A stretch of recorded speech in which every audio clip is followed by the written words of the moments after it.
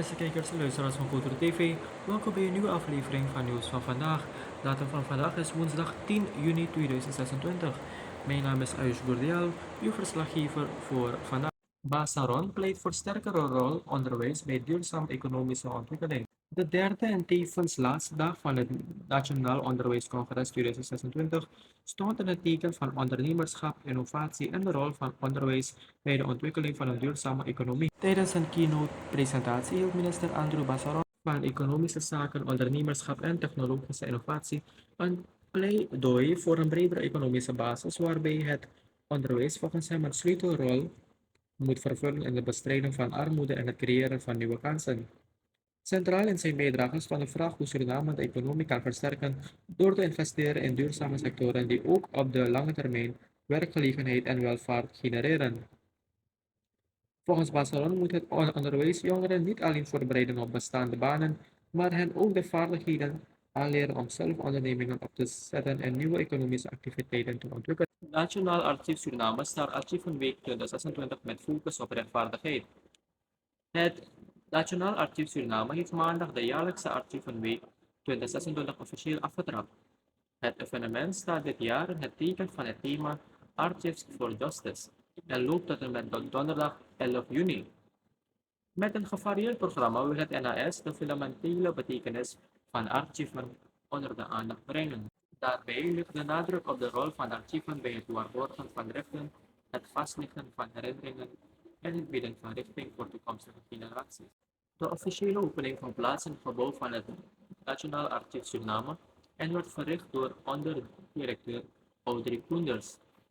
Een van de hoogtepunten van de eerste dag was een interactieve workshop onder leiding van Hilde Neus, die sinds 1990 publiceert over historische onderwerpen uit de slavernijperiode in Suriname. President Simons vraagt aandacht voor onzichtbaar geweld tegen kinderen. President Jennifer Simons heeft tijdens de themadag geweld tegen kinderen in Suriname aandacht gevraagd voor vormen van geweld die vaak buiten beeld blijven en daardoor niet worden geregistreerd. De bijeenkomst werd dinsdag georganiseerd door Stichting Projecta in de ballroom van het Alaroek-gebouw en is onderdeel van een reeks sessies gebaseerd op een nationaal onderzoek uit 2018 van de Anton de Kom Universiteit Suriname, uitgevoerd in opdracht van de DNA met ondersteuning van UNICEF. In haar openingstoespraak benadrukte Simons dat geweld tegen kinderen meer omvat dan lichamelijk of seksueel geweld. Volgens haar wordt psychisch geweld vaak onderschat, terwijl het diepe en langdurige gevolgen kan hebben. Misikaba verwacht snel duidelijkheid over zorglonen.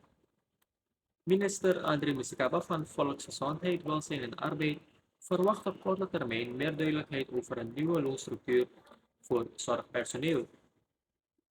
Tegelijkertijd werkt de regering aan oplossingen voor de huisvestingsproblemen, waarmee veel verpleegkundigen en andere zorgwerkers te maken hebben. Volgens de minister zijn betere arbeidsvoorwaarden noodzakelijk om personeel voor de sector en voor Suriname te behouden. Tijdens een toelichting op de ontwikkelingen binnen de zorgsector riep Misikaba vakbonden op om verschillen zoveel mogelijk via dialoog op te lossen. Volgens hem heeft maatschappelijke onrust gevolgen voor het hele land.